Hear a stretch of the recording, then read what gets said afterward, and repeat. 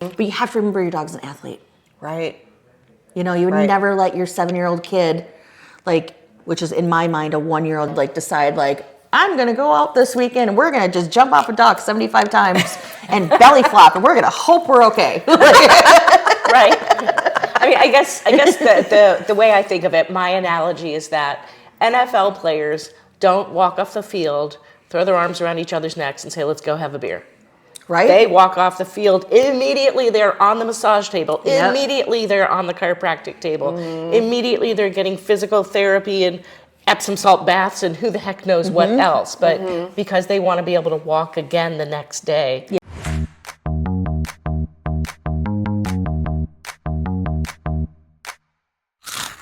Welcome back to another episode of the Crunchy Carnivore Podcast. I am Melissa Weidenhammer, natural ring breeder, certified canine nutritionist. I'm here with holistic veterinarian, Dr. Jessica Levy.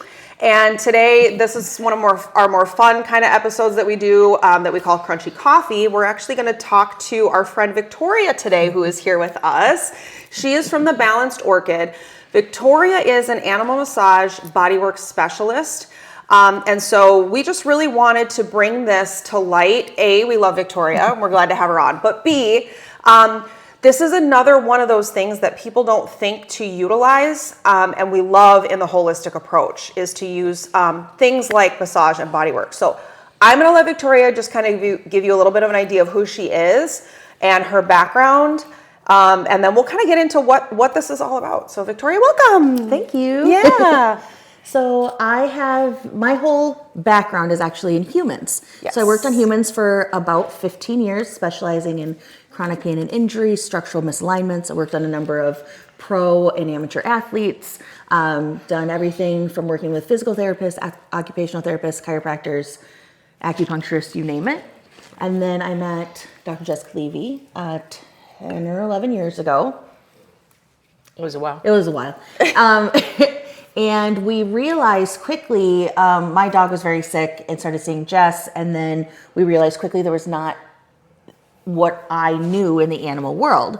So I became her vet assistant and I'd sit in on certain cases. Like one was a dog who had an ACL tear, some lab mix, and it wasn't healing. They'd done like physical therapy for 2 or 3 years and the knee wasn't healing. Wow. And then so she's like, what would you do to a human? So we sat and I would study the anatomy and physiology of the dog and certain conditions with Dr. Jessica, and they started healing. And then I realized there's something to this, so then I started incorporating animals. Like half my practice was humans, half was animals, dogs, cats, and horses. And then during COVID, I retired from humans. Oh, that was it. I didn't know you worked on horses. That's super cool. I didn't know you did that. Okay. Yeah. All right, awesome. So can you explain for everybody what exactly happens with animal massage and body work, and this is not chiropractic? Okay. Yeah. So I work with the muscle structure of the animal. So I am in an appointment, the animal comes in, and I assess it. So I'm like, okay, watching its movement, and then do the physical exam, and then show you what I'm finding, stretch out the animal, work the muscle tissue, but also then give you homework. So it's not always like I'm massaging the dog and just working the muscles, but here I am like, oh, look, the hip doesn't stretch, or look at the posture, look how the dog is moving. And so it's much more of how the body, that's where the body work comes in. It's not just me physically touching the muscle tissue, but it's everything. Plus I've done like animal qigong, so energy work. I can do lymphatic drainage. I can do craniosacral. I can do, sports rehab, like you name it. So it's not just like what people think of, like candles and soothing music and spa. Right. Well, and I have to say that, anytime that we have brought one of our dogs or our puppies to you, which has been many, you've helped us a lot through the years, so thank you. You're welcome. But the way that you can see what is going on in the body, like most people can't see that. Like it's very fascinating to hear you. And I love that you do explain it, because the average person is not going to see what you see or feel what you feel, or you'll be like, feel here, it's warm. Yes. This is what that means. Like there's so much that goes on with their body that we're completely oblivious to as regular people. Right. And I've learned so much from you. So One of the patients who I saw yesterday, a little shelty with some stiffness, some restrictions, not standing normally, a lot of heat over the shoulders. And I learned all that from you. And like this dog has a history of like on and off front leg lameness, which now I know is usually due to some restrictions in the neck, but it could be really anywhere in the fascia. And so, basically the regular vet had just been prescribing, this kind of pain pill, that kind of pain pill. And they were kind of like, how come my vet has never said anything about this? And I told them, like, I did not learn this stuff in vet school either. We were not taught to look at animals the way that you see them, which has really kind of, taught me how to see them in a different way. Well, thanks. Yeah, it's amazing. It really is amazing. So what are some of the things that, we talk a ton about here is switching your mindset when you go from conventional to holistic. It is a huge jump, and there's so much to that. And I know, just coming from my experience, it took me a long time to think, like, to see a problem with my animal and then think, oh, I should bring them into you. Like, it just did not click. Yes. That there are certain things that would be so beneficial to bring them to you for, rather than just being like, oh, well, that's kind of weird, and not do anything, or feel like, it's not severe enough for them to go get an x-ray. So I'm like, and so what would be some of the things that people, especially if they're coming, they're trying to reset their perspective, right? And realize that this is a great option and a great modality and tool for them to think about, oh, this would be a really good situation that I would maybe want to bring my dog to Victoria. A lot of them that I get, majority of my business, I'd say it's solid 50% are senior dogs. Okay, that makes sense. Because they kind of come to the end of the line where it's like, we've tried this medication. The dog has been doing the senior shuffle for, 3-4 years. But the same thing in humans, I always said, just because you're aging doesn't mean you have to hurt while aging. So you can stretch them out. I can teach you tips and tricks and homework, things to avoid, things to incorporate, supplements to use, remedies to use, holistic remedies, homeopathic remedies. Limping and gimping doesn't always have to be normal. And stiffness and soreness doesn't always have to be normal. When it comes to dog athletes, people often don't bring them to me until they're injured. Sure. But think about if your dog is doing agility or a fast cat or weight pull, dock diving, all these things. If this was a normal child, you would be stretching them out, having them go to a chiropractor, a massage therapist, having some kind of sports trainer. Sure. Before you even put them in the sport hardcore. And now you have all these dogs that I call weekend warriors, where they're in the kennel from 9 to 5, Monday through Friday, and then they're expected to do this really intense sport on the weekend. 2, 3, 4 trials a weekend. So it's really important to think about maintaining body work and getting them established before an injury happens. Sure. And then puppies, oh my gosh, I see so many puppies for sprains. And strains, and it's scary when you have a puppy, and especially if it's your first puppy and you don't really know about it. So I see a lot of puppies or growing, especially large breeds, they grow so fast that they get growing pains. And so all of a sudden they're like the weird teenagers, where they're just really stiff in their bodysuits. You gotta stretch them out. Yeah, right. I always think of you for the puppies with strabismus, right, where the eyes are pointing different directions. Pugs, and some other breeds. But you could say, oh, it's cute. Look at that. That one eye is kind of pointing over there. But they don't have to stay that way. So that has to do with the connective tissue that's holding the eyeballs in, and the muscles that move the eyes. They don't necessarily have to be that way. And then the other big thing I've learned to look for is the sloppy sitters. I remember when you were in my office, and I would have people come in with puppies, and you would just kind of gently correct the sloppy sitters. When a dog sits, their front legs should be straight in front of them and between their knees. Their knees should be on either side of the front legs pointing forward, and their feet, their lower limbs, should also be pointing forward, symmetrical. On the floor. Yes. Yeah, on the floor. And if they're not, you should fix that. Especially if they're going to do anything active, like, I don't know, go for a walk, go for a hike. Yep.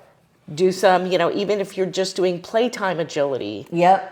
That's a really good point. So a lot of these dogs, their growth plates don't fuse until they're 2.5, depending. So you can fix things as they're aging. People always wait until they're, now 7 or 8, and they've sat like this their whole life. Right. So those back feet splaying puts a lot of pressure on their hips, which is terrible for big dogs, and puts a lot of pressure on their knees, which is terrible for small dogs. So if you can slide them up and under where they relax into the sit, then you start to teach a new muscle memory. So it's like sitting properly, and then the muscle, they start to work their abdominals different. They start to work their hips differently versus just letting the back feet splay. So yeah, sloppy sitting and you can still change the muscle memory later in life too. It's just way easier for puppies when they're young. Okay, so you kind of touched on a couple of things that you say you see a lot in your practice. So what would you say are kind of like the top things that you see in your practice, that you like, the main occurrences that you see? Stiffness. Okay. Limping, like where they've already gotten the x-ray and the dog is still limping. Or people who are sick of medication. The medications can, certain medications, like Dr. Jessica can mention, are really hard on certain organs. Oh, yeah. And so long-term effects of that. I tend to see dogs who, ironically, I have a lot of dogs who have allergy cases. And so like keeping their immune system calm. And then anxiety, that's another big one. Because when you're working with the body, you're also working with the brain. And so giving these people this homework to do so the brain doesn't stay in this fight, flight, freeze can allow the body to relax. Okay. So how is what you're doing helping? Because you said there's like damage to organs. So can you explain for everybody how what you do would affect the internal organs? Because I don't think a lot of people would think about that. Well, for instance, like certain anxiety medications, this is not necessarily an organ, but can cause seizures in certain breeds. Okay. Specifically dogs with MDR1 gene, which would be like Aussies, mini Aussies, or mini Australian Shepherds, collies. And so I actually just had a dog in this past week who had a seizure in one of our training classes. Wow. And the vet didn't even mention that this was a possibility, but because of the seizure, then she got really tight. Sure. And everything was really screwed up. And then that anxiety, because she's now weaning off the med, so that can really help. Also, like certain medications for pain can cause like liver issues, kidney issues, and like why you just run the risk. A lot of allergy medications can do the same. Sometimes if you just calm the skin down and the body down, the allergies aren't as intense. So I've been seeing a lot of allergy cases this couple weeks. So you've kind of, I love this, and you teach people how to do this. Can you talk about flushing? Yes. I love flushing. Yes, flushing is amazing. It's amazing. So flushing is a technique I invented, realizing when I was trying to teach people, I needed like a go-to framework that I could tell everyone, no matter the case, no matter the dog, no matter the age, no matter what. So flushing comes from a combination of soft touch, like a Swedish massage, lymph drainage, and like almost an energetic perspective, like a Reiki or Qigong. And so what it is I always tell people, like, be in a good headspace. And what you want to do is you want to slowly pet the dog from the top of their head to the tip of their tail. A lot of people don't realize a lot of those butt muscles overlap into easily the one first quarter to first third of the tail. And that dogs have vertebrae and nerve endings that go all the way to the tip. And then you want to go down each leg 3 to 5 times, front and back, and then down the spine again. Now, it's different for different dogs. Like if your dog is really weird about its feet being touched, we can just skip it and do the spine. But what that does is it calms you down and it makes you more aware. So many people pet hard and fast, and that is really overly stimulating. And so I want you to slow down and slow pet because you can feel for heat, You can see the skin flinching. That's oftentimes like nerve pain or irritation. And then you can also see your dog's response to where you're touching certain areas. So hand like a weighted blanket is the heaviest I tell people to go. And like we're talking this slow. Which seems like it's not doing much, but it's helping move lymph tissue, it's helping move blood flow, it's helping with a lot of those things. It was really cool when we did your class. So my daughter and I did your class, and we each, of course, brought a dog. And this was when I had Piper still. Yep.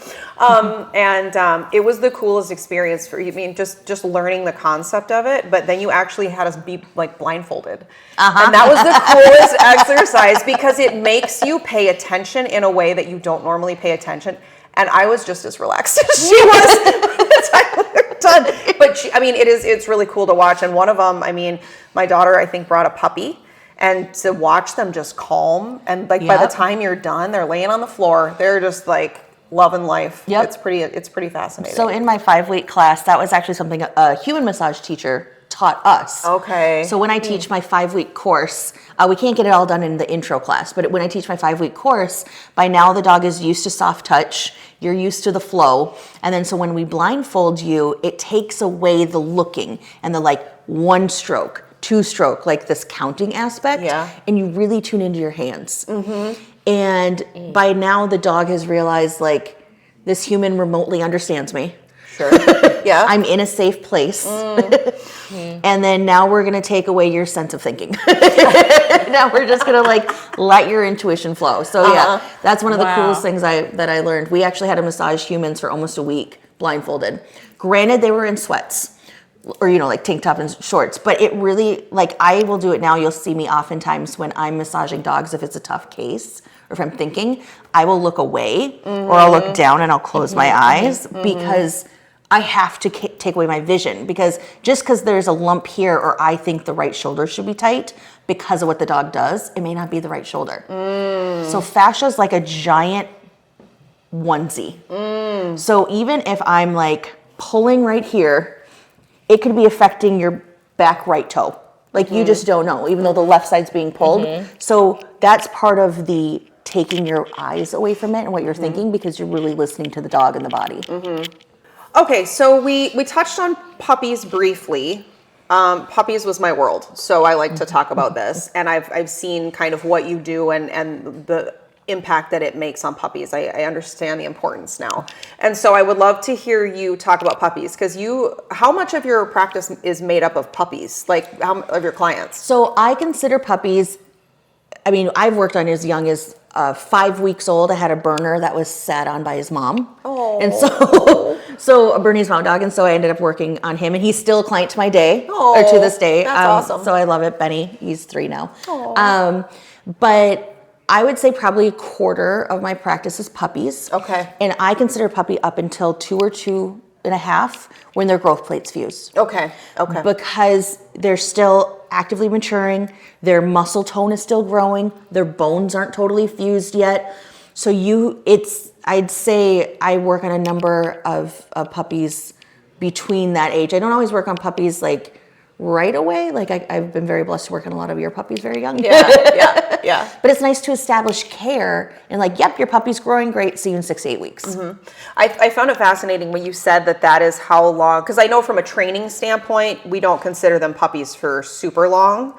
But from a body standpoint, it's very different. And even physically, I was misinformed because you have all this like kind of basic information you learn from or what you look up online. And so that's a lot longer than I even realized. And my breed, like there are people, especially overseas, that love weight pull with this breed, and they're great at it and they're built for it. But even people that would do that, like I would hear that they would start them younger than that. And that's crazy to me to think 2.5, their growth plates aren't done and you're having them do something like weight pull. Like it was much older than I realized what it was, even though I was specializing in that. So I thought that was interesting. Well, and what people don't realize too is like, yes, you can compete in Fast Cat at 1. Yes, you compete in dock diving at 1 year old. Yes, you can compete in like weight pull and all in agility and certain things like that.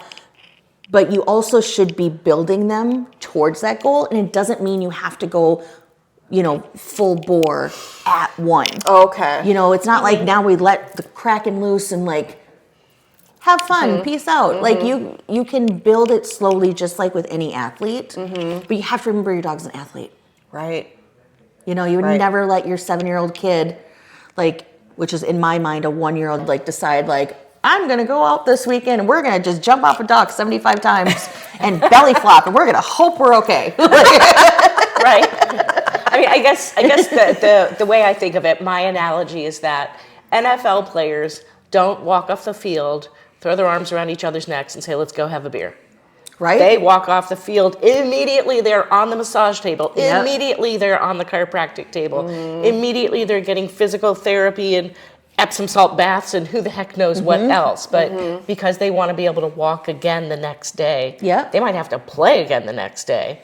And that's same with I worked on a number of high school competitive traveling athletes, football, baseball, basketball, soccer, to keep these kids' bodies in line. And they're, 14, 15 years old and they're playing varsity. They got to keep up with these 18-year-olds that look like this. Yeah. Yeah. Wow. So it's really important to, if you know what sport you're going to do, is to really practice young, but practice smart. And then also incorporate massage and chiropractic. I'm not against chiropractic at all. I think it works really good with massage. I always say I loosen them up and stretch them out, and the chiropractor then can adjust them better. Right, the adjustments will hold. Yeah, everything holds better. And be easier to do. So if we have to be, now that we're aware that we really should be very mindful till they're 2.5 because of that, what would you say are the things that you would warn dog owners, puppy owners to be very careful of? Too much, too fast. And also, I have a lot of cases of this where there is an adult dog in the house and you have a new puppy and the puppy is trying to keep up with the adult dog and no, they don't have the mental stamina, they don't have the physical stamina. You just don't let your 10-year-old kid go roughhouse with his 20-year-old cousins for hours on end every day. The dog's going to get fatigued and sore and mentally overly stimulated. And so taking those breaks is really good. Taking those breaks is really good. And to know your dog's limits and to advocate, Okay. Because when I think about some of the things that I brought my dogs to you for, some of it was Viva getting yanked on the prong collar, whether it was something she did herself or self-inflicted. She's a difficult dog to train. And then I remember there was one time I looked at her and I just noticed that her head was uneven. One part of her head was, one was puffy and one was flat, or, I couldn't tell what was going on. And so there I knew right away I had to do something about that. Sometimes, she hasn't done this so much, but early on, she didn't have any muscles in her cheeks. Remember, because she'd just been fed kibble. And sometimes even after that, her cheeks would get really flat, the muscles were so... she was pulled tight. Or when she was trying bite work. I remember her jaw was getting fatigued. Things you don't think about because she was playing with the ball at home, and then all of a sudden now you're forced to bite and hold, and her jaw she just wasn't holding because her jaw was so tight. Well, and then she was a super doofus at first because she would jump on the screen door when she wanted to come back in, just bam, and she did inflame her growth plates. So, well, and I know for us, when we had Willow, who I've talked about a few times, my daughter's dog, she's just clumsy. She's just clumsy. We love her, but she's clumsy, and she was just so hard on her body as a puppy. And one of the things that I just did not think about was putting rugs or traction in landing spots. Yes. Duh, but I just hadn't thought about that, and it never occurred to me. And for whatever reason, she thinks that going down our stairs is how fast can I possibly torpedo down these stairs? And she missed a step at one point, and ATK, wrecked her shoulder for a little bit, and you had to fix it. And so things like having that traction, what have you seen from puppies that didn't have that traction? Like because it's a problem, right? Yep. Like, so there's a mini dachshund puppy that I work on. The couple's very sweet, have never had a dachshund, only had big dogs. Okay. And they didn't realize, like, every time the dog jumps off the couch, that's a far leap for a mini dachshund. Yeah. And I'm like, you gotta put rugs and stairs for the bed. And just because she can do it, doesn't mean she should, and teach her now. And so what had started happening was her wrists were starting to deform and her feet were starting to turn because that repetitive damage. And then I had to warn them, because this dog is now only 6 months old, but I was like, you got to be worried about IVDD, invertebral disc disease. I mean, this dog is long, and that kind of jumping down and hitting, like, something could. Right, it's a lot of compression. Yeah. I always think about it like pit bulls have such kind of a characteristic stance where, you know, they're kind of cowboy in the back. You know, their knees kind of point out, and their hocks point. You know, they're a little bit cow hocked, and their knees point out, and they kind of have this little roll in the back.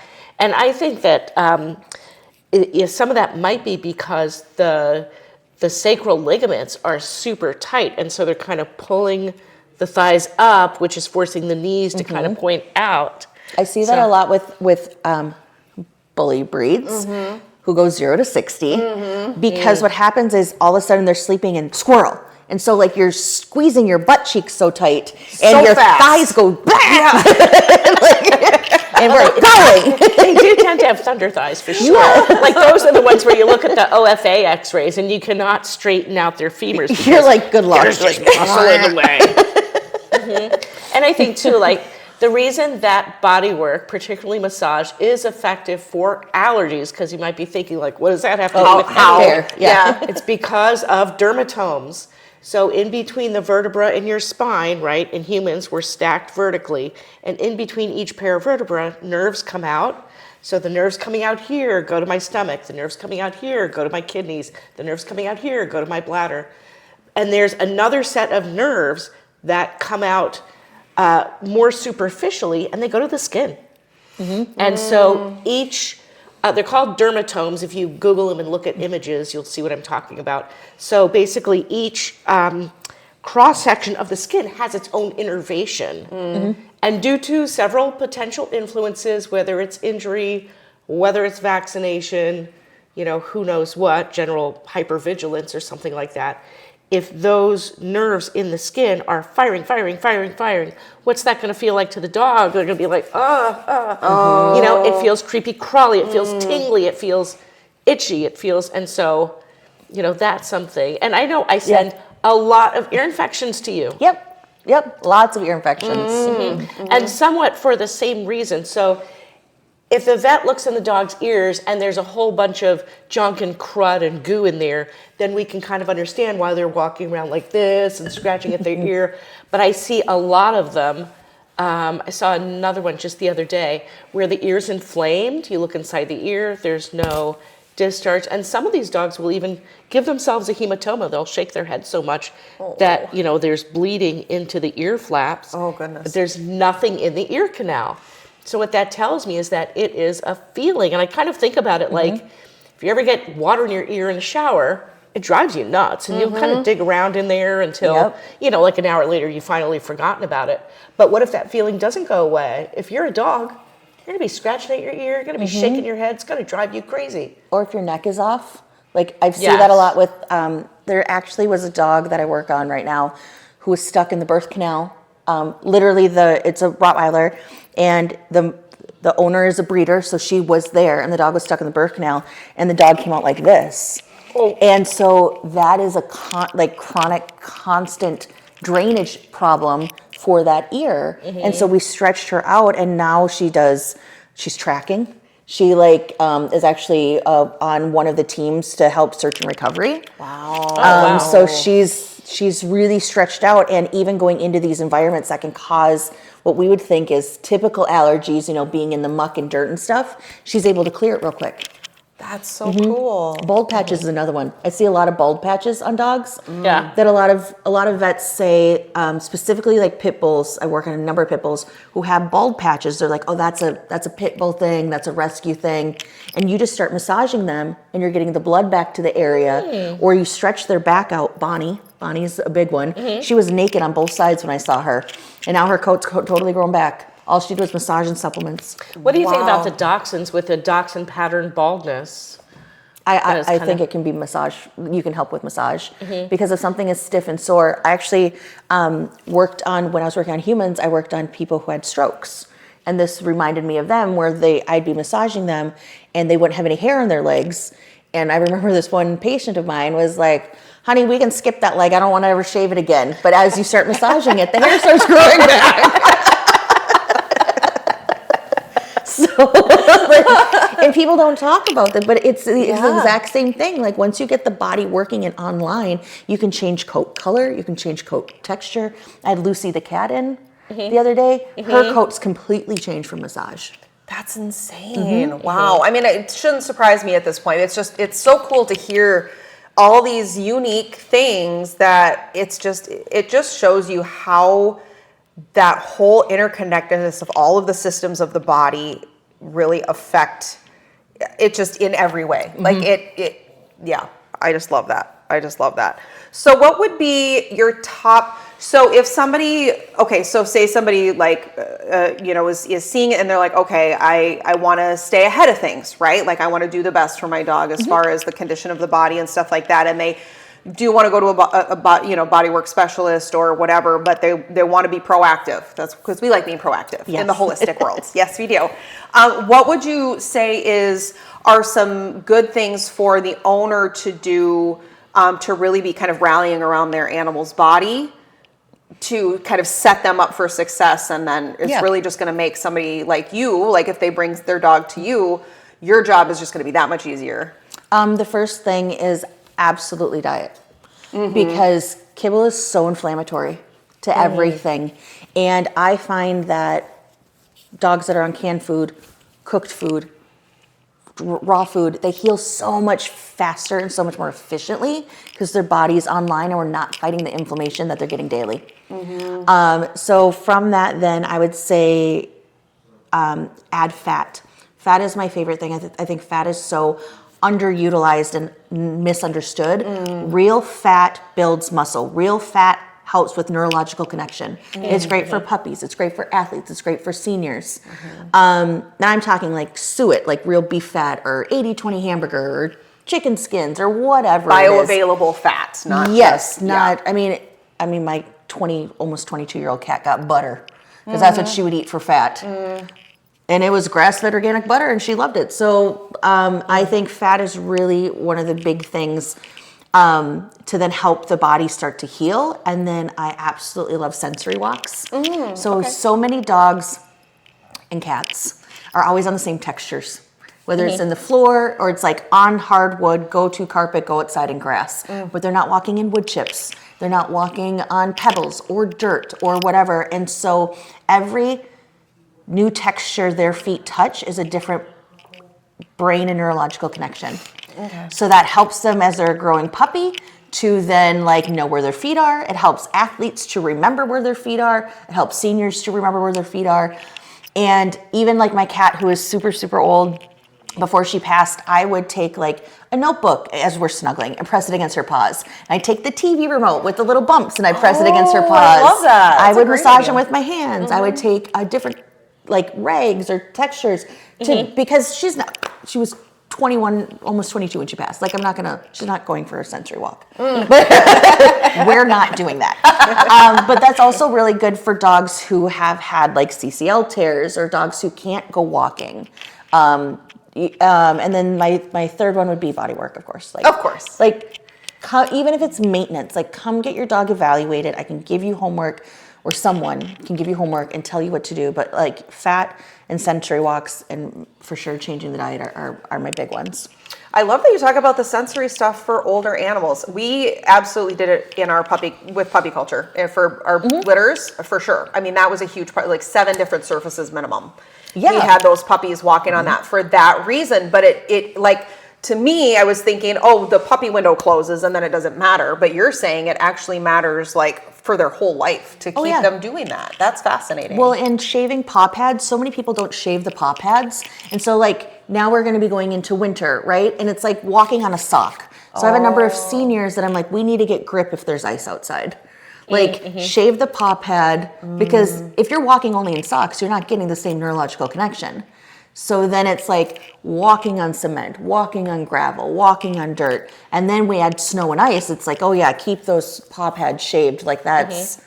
But I think the nice part too is that you don't have to walk a mile on each surface. No. It's like I said, I was laying there with my cat going like this. Like, I know. I think I told somebody the other day to use like fine grit sandpaper. Yeah. And just kind of do a little. Just like a little tat, like little stripping. You could use a toothbrush. You could use human hairbrush. Because it's softer and usually plastic. But yeah, there's a million. You'll get creative. People get really creative. So Victoria, what kind of do you have like resources that people can use? Like you said, you give classes. I know you've put together some information that when we go to a physical like class that you had, you have handouts. What do you have for people if they are like really interested and they're like, oh, I want to look into this? Where can they go? What do you have? I think the best thing to do is to reach out. I do in-person and virtual patient appointments, because then I can really customize what your dog or cat needs. I don't work so much on horses anymore, but definitely dogs and cats, because I think that it's not cut and paste. It's not black and white. Like everyone is so different. I of course refer to you, and I of course refer to you, and then I refer to me. And actually, you are quite accomplished with your own dog. I am. Yeah, tell everybody what just happened. And it was a journey to get. I mean, you worked really hard for that. So my dog Levon is a 7-year-old Australian Shepherd. I never got him with the idea of competing in anything. I wanted to get his CGC, Canine Good Citizen, because that's the title everyone hears about, and wanted him to not be a turd. And so, we have only been competing. It'll be 3 years this January, but we have like 17 different titles in various fields, but my biggest one is the Total Dog. Yeah. So what the UKC does, the United Kennel Club, is they have a title called the Total Dog, where if you compete in a sport and qualify, not disqualify, qualify, and then you compete and you beat other dogs either in your breed or in the group in conformation, which is the pretty stuff, then you get a Total Dog title. And so we just got our first Total Dog title ever. And so much fun. I know, I'm very excited. That's amazing. And so you can get more than one of these? Mm-hmm. Like you could accumulate Total Dog titles? Yeah, and then you get invited to go to Kentucky. So it only lasts a year. And then you get invited to go to Kentucky in November. And they have a Total Dog Invitational where you can win big prizes and money. And there's a local woman, her name's Polly, she's from Wisconsin, and I know her, and she just won the $10,000 Total Dog title. Wow. Because the UKC believes your dog should be smart and pretty. Yeah. Yeah. And Levon is bold. Yes, he is. He is. And I think too, like, because I talked to one of my trainers about this quite a bit, I always hear from people, oh, my dog got her first ribbon or whatever at 6 months in rally, or, you know, my dog is 9 months old, he's got his championship in the confirmation ring. And it's always like, there's this kind of, I don't know, sort of backbiting part of competition where... Yeah, like you're too late to start. Exactly, or you're comparing yourself to everybody else, which, I mean, yes, you are on some level, but... And so I always admire that you just, like, stuck it out with Levon through all the years, and you keep competing with him, and he enjoys the crap out of it. And we started at 5, and, you know, we're finding what he likes, and I think that's why we have so many titles. It's like, do we like rally? Do we like obedience? Do we like... you know, what do we have access to, like weight pull and things like that. And I think too, it's just one of those things like navigating as your dog ages and changing it, right? Like I have a number of agility dogs that have now gone into nose work because it's not like you can't physically do it. Or Gilbert the Frenchie, who had back surgery at 4, can do rally because it's flat for now before he starts to take the jumps. And then, but he started in nose work. Okay. Like, let's find different things your dogs can do throughout their life to still keep them active and engaged and you know, there's so many things out there. Yeah. Yep. Yeah, that's awesome. So if somebody wanted, so obviously you do virtual appointments. We're in Minnesota, so anybody could come see you. Yes. You know, in person, of course, too. And we'll make sure to link Victoria's information in the description. You can find her website and then also her social. But if somebody does want a hands-on locally and they're not in Minnesota, is there a good resource people can go to find somebody like you? I always say start with probably a like-minded vet first or like-minded chiropractor. Chiropractors are way easier to find than animal massage therapists and body workers. There's just not enough of us. I personally say if you're going to look for someone like me, go to what's called the IAAMB, the International Association of Animal Massage and Bodywork, because they actually look at your schooling. Unfortunately, animal massage therapy is something right now where you literally don't even need to take a class. And really? You just say you do it? Yeah, when I first started with Dr. Jessica, every state is different, but in Minnesota, I had to work under a vet to even be looked at as an animal massage therapist. Some say now you need a referral, but it's very state to state, and the IAAMB has that on there so you can see what your state's regulations are. Interesting. And it changes every year. Now, and I like the IAAMB because it is, like I said, a resource for all these people who've proven their schooling to an international committee. Okay. Is there something like that for animal chiropractors? Because you said it's easier to find an animal chiropractor.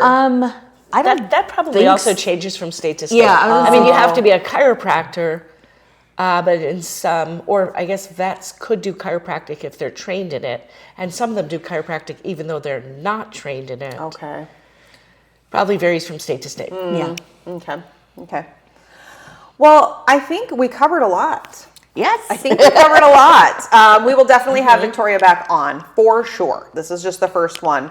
But thank you so much for coming on and just, kind of bringing awareness to what you do. I wish more people knew about it. Hopefully this will help and that more animals can be helped, because I think it's something that is just not recognized. And if it was and utilized, man, the amount of success people would have staying out of the vet's office, injuries, pain and suffering for the animals is number one, obviously.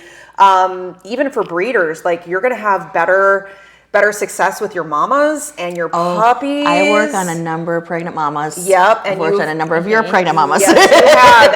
And the difference when we started doing that, because we didn't always do it, but the difference when we started doing that on the labor and delivery complete and her recovery, I mean, it's just another tool in your toolbox as a breeder. So I can definitely attest to that. So thank you so much for coming on. Thanks, Victoria. Yes, and we'll definitely link everything down below for resources, and we will definitely go more into some of these more specifically next time. I think it would be really cool to hear specifically about seniors and stuff like that you recommend. So we'll definitely talk about that next time. But until next time on the Crunchy Carnivore Podcast, thanks for joining us. Thank you so much for joining us. Our goal is always to encourage others to seek out the holistic approach by way of education and empowerment. You can check out our online resources at wellspringhaa.com. You can follow us on our YouTube channel, Wellspring Holistic Animal Academy, and you can also find us on Instagram at wellspring_HAA. We hope that this has been helpful and that you continue with us on your journey to holistic health for your pets. As always, we're here to be unapologetically all natural.